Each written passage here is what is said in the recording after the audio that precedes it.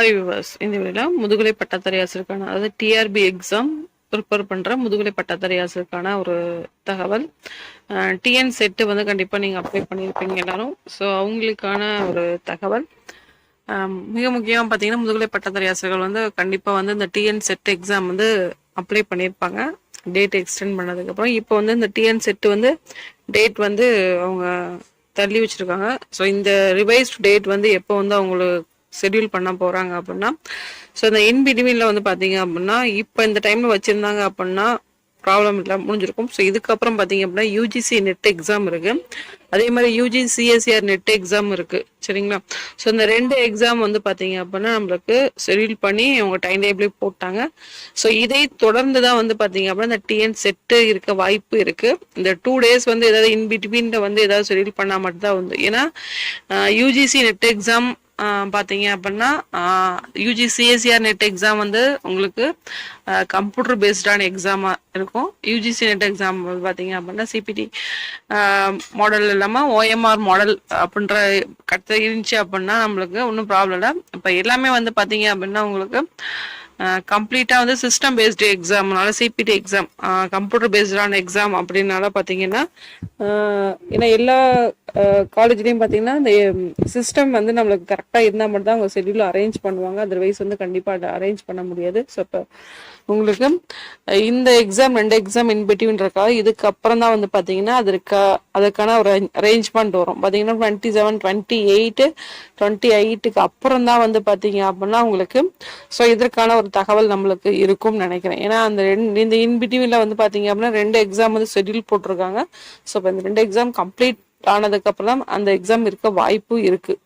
So இல்லை அப்படின்னா 2 days வந்து ஏதாவது கேப் இருந்துச்சு அப்படின்னா அந்த டைம்ல வேணுமா அரேஞ்ச் பண்ணலாம். அதர்வைஸ் வந்து அரேஞ்ச் பண்ணோம் அப்படின்னா அந்த கம்ப்யூட்டர் பேஸ்டு எக்ஸாம் அப்படின்றது நம்மளுக்கு ரொம்ப இம்பார்ட்டன்ட், ஓகேவா? ஸோ அதனால வந்து கிளாஸ் நிறைய ஒர்க் இதுல இருக்கு. ஸோ அதனால வந்து பாத்தீங்கன்னா இன்பிட்வீன் வந்து 2 எக்ஸாம் நம்மளுக்கு இருக்கு. அதனால வந்து பாத்தீங்க அப்படின்னா இன்னும் உங்களுக்கு இந்த படிக்கிறதுக்கு ரிவைஸ் பண்றதுக்கு உங்களோட டைம் வந்து நல்லாவே உங்களுக்கு கிடைச்சிருக்கு.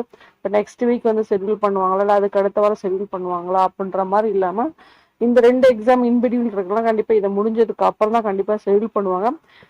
இந்த காலகட்டத்தில் அதாவது 28க்கு அப்புறம் 28க்கு முன்னாடி இந்த 2 days வந்து கண்டினியூஸா நம்மளுக்கு ஏதாவது இருந்துச்சு அப்படின்னா அதை ஷெட்யூல் பண்ண வாய்ப்பு இருக்கு. பட் அதுக்கான இன்டிமேஷன் பட் அதே மாதிரி சென்ட்ரல் அரேஞ்ச்மெண்ட்ஸ் ஆல்ரெடி இருக்கு.